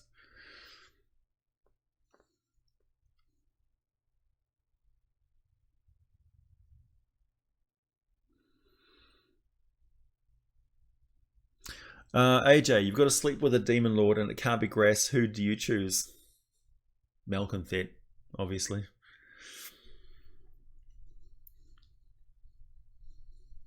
No question. It's quite funny actually because I was looking through the Mordenkainen's Tome of Foes, and it's got all these demon lords and stuff. It doesn't have Malconthet in there. I'm like, you PC weaklings. Oh, you social justice warriors. Of course you're not going to have the demon queen of succubi in there. No, no, no, no, no. See what you did there? You chickened out. So yeah, I'm definitely going to bring you a video on Malconthet, and it's going to be magical. And no, it's not going to be it's not going to be adult restricted either. We'll push the line as far as we can, eh?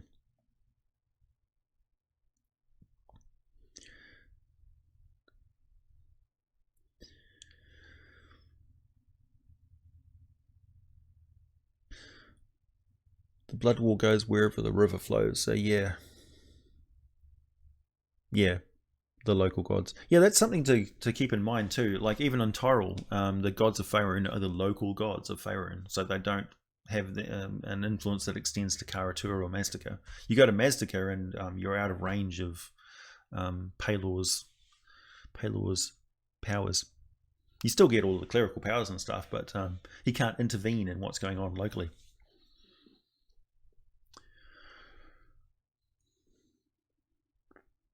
Yeah, Dragon Fighters in the Draconomicon. I think I've got that around here somewhere.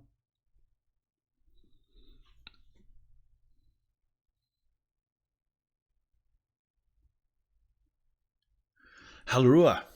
Yeah, maybe.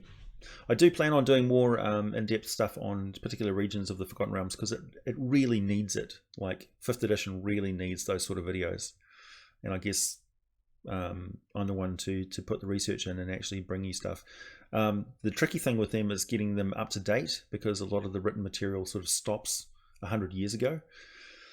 But there's been 100 years that have happened in between 3.5 edition and 5th edition. Thanks, Clara. Some devil dragons. Cool.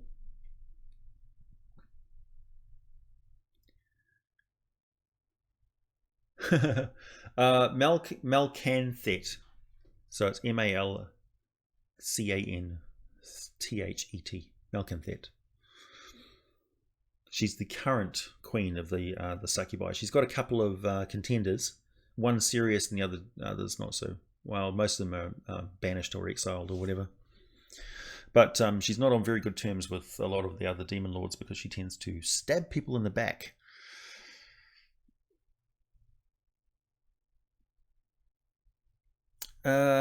Next choice after the Demon Queen of Succubi? I don't know. You tell me. I think we'll put a vote up for that. Could be Mammon, could be Baal, could be Beelzebub, could be Mephistopheles, could be... yeah, lots really. I quite like the one on grass. Yenogu is probably a good contender as well because Yenogu is quite important. But yeah, you tell me.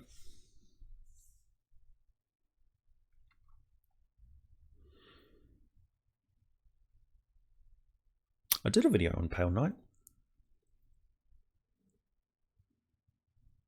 That was one of the funny ones because I kind of put some subliminal images in there that were kind of horrific, and occasionally people would like, took me a while, but I paused on that image and oh my god.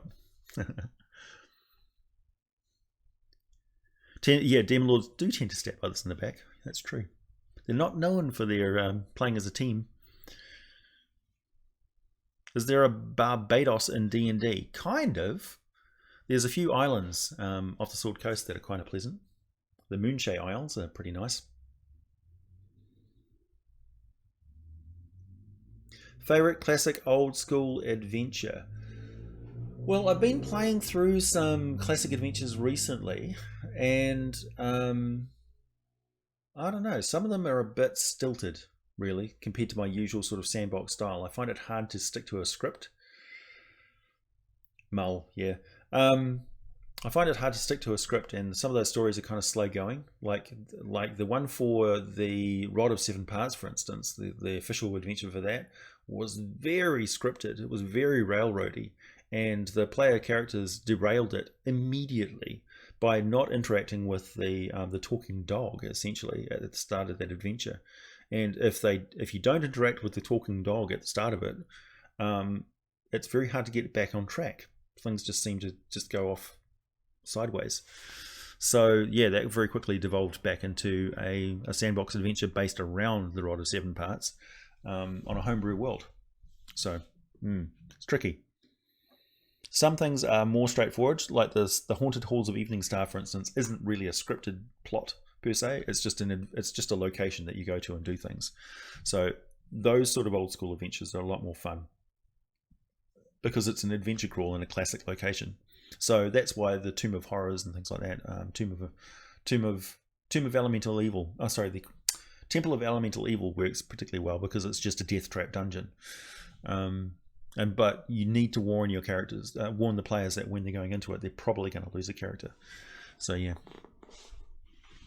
Tomb of Horrors, yes, I'd say yes.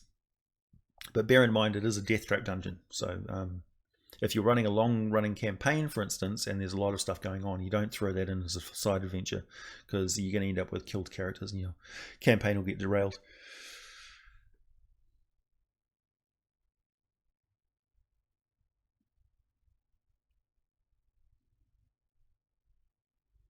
How much would Pale Knight need to drink to be Blushing Knight? I don't know. How many babies you got?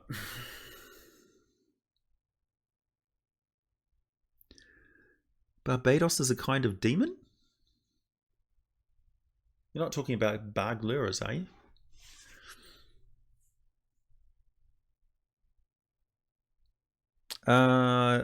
Yes, I did play Elder Scrolls, the original. It was alright.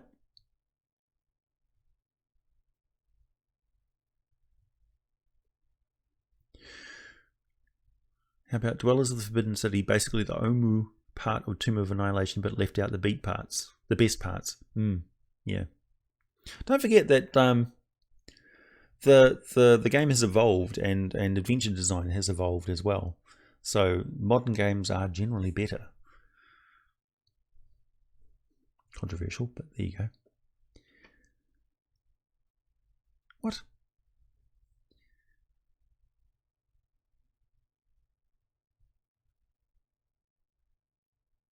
Hey, Jordan. Nice to see you.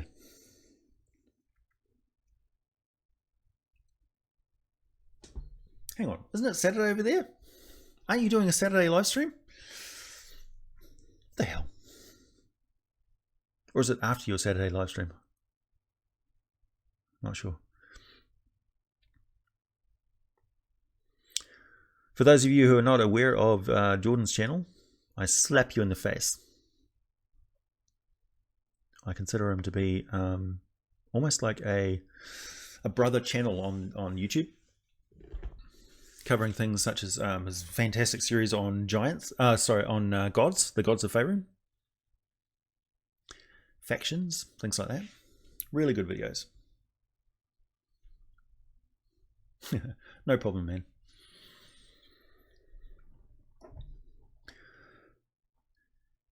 What race from the PHB, excluding humans, do you think is most... Damn it. Sorry, Xenoff. Most likely to overthrow the bourgeoisie and install communism? Whoa, boy, that's a good question. Goliath.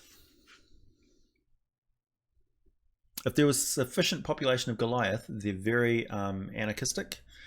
And they're very community orientated. So if you had a massive invasion of orcs and stuff that devastated a bunch of cities and they couldn't recover very well because there was some sort of other thing that was going on as well, perhaps you had another like the dragons decided to just take over.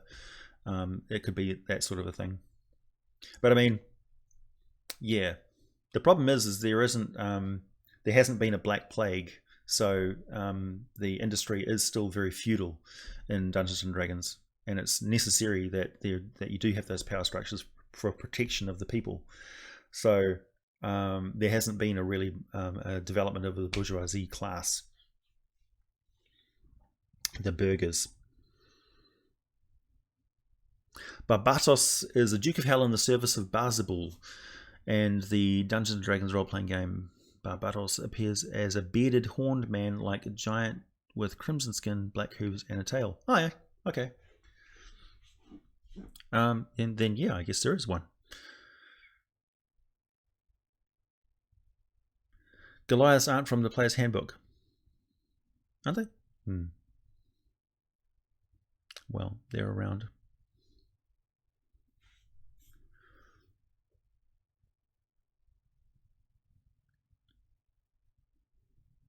It's my favorite fiend type. I don't know. Probably the Rakshasa.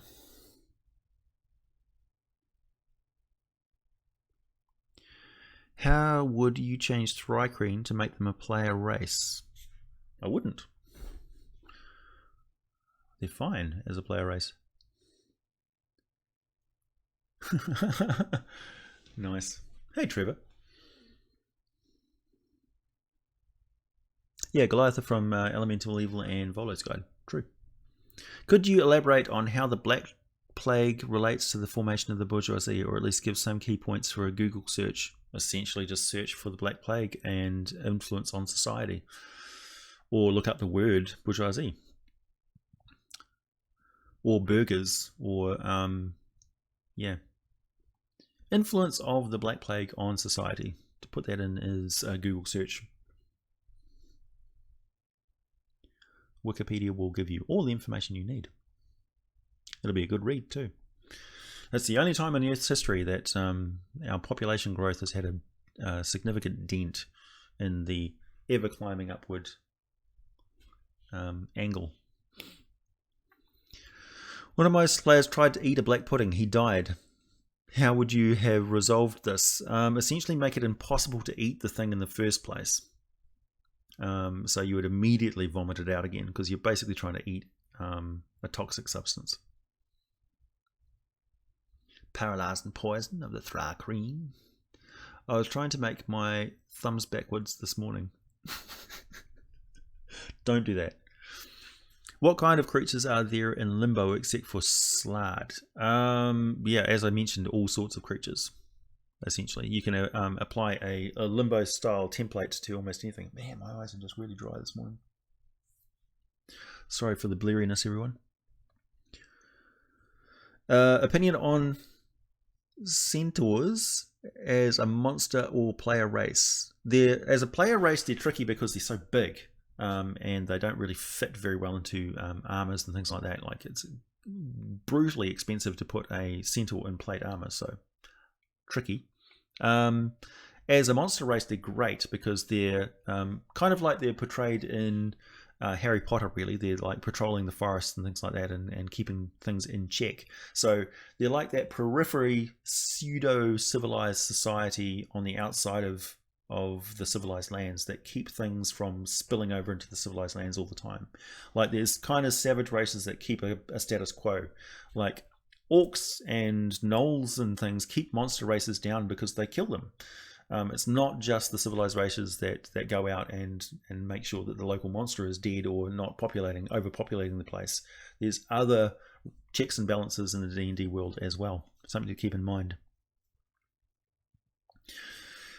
And yeah.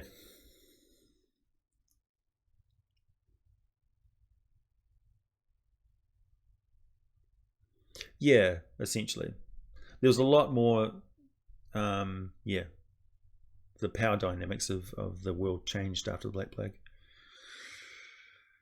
Can you swap Limbo with Dreamworld for the most chaotic plane? Yeah, well, you could have a combination of the Astral Sea and Limbo if you wanted to.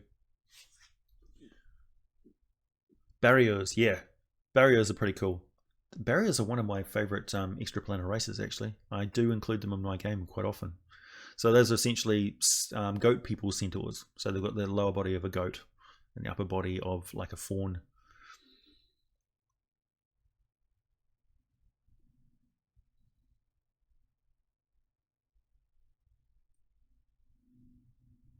Centaurs can be armored in the top half, yeah, but that's no good if they get an arrow in the liver. It's a pretty big target.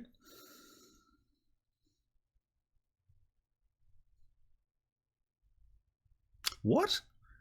They go and ship sheep as burials, woohoo, and they are Christians. How are they Christians?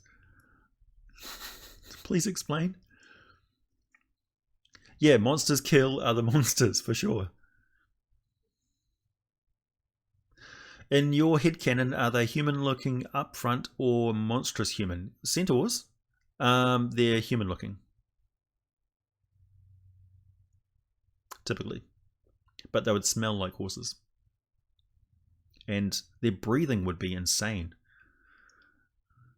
I mean, look at the size of like a human's nostrils and mouth compared to a centaur, compared to a horse. Horses have bellows, like they breathe insane amounts of air. So a centaur would be like, if they go running anywhere, it'd be crazy. Don't centaurs have at least 2 of everything? No.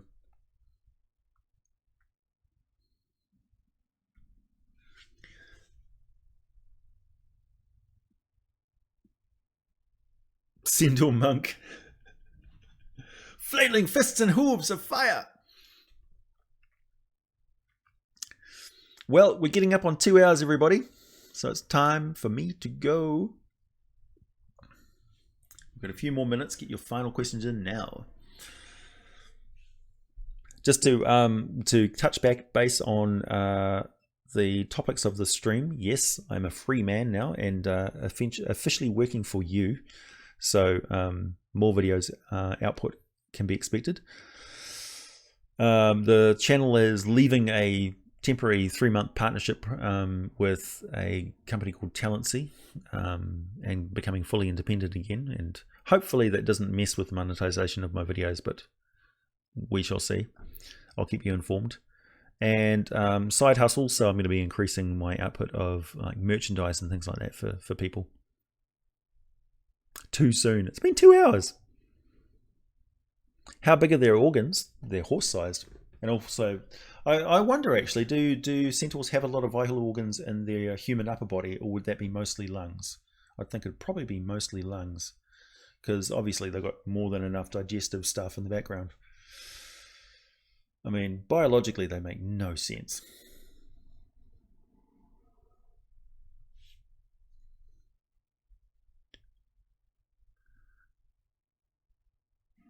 Thank you, Grant. Thanks, everybody.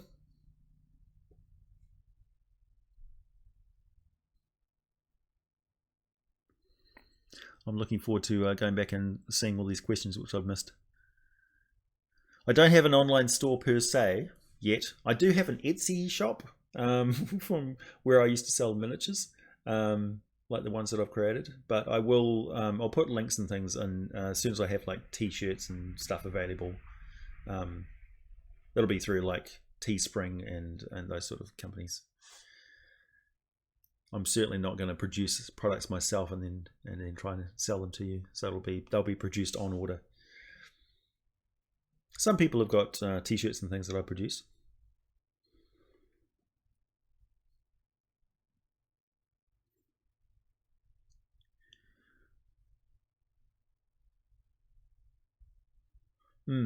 Yeah. What kind of chromatic dragon would make a best wingman on a double date? That'll be a blue dragon, because they'd manipulate everyone around you. You're gonna give him the best table, or my bugbears to come and burn down your house.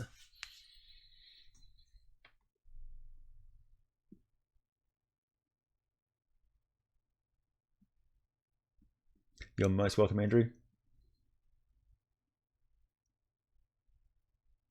Yeah, never underestimate the influence of deities in your game to mess things around.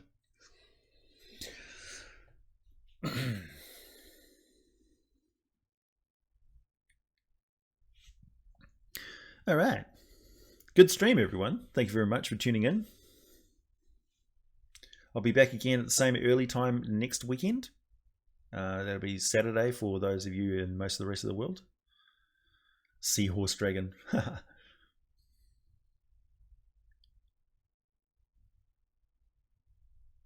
Yeah. It does. The dragon is reaching out. And to make it even weirder, the claws are sort of curling outwards as well. So that it's even more reachy outy in real life. Hey, thank you, Lord Fandom. Lordo Fandom. Oh, really? You'd buy that on a t-shirt. Okay, I could do that. Sure. Even one sale is worth it. It costs me nothing to put stuff on t-shirt designs. So sure, I can do that. That's usually how I do pictures and things, is just black and white sketches. Would you want me to color it, or are you fine with it being black and white? Or would you like it to be a white sketch on a black t-shirt? I can do that too. Tell me what you need.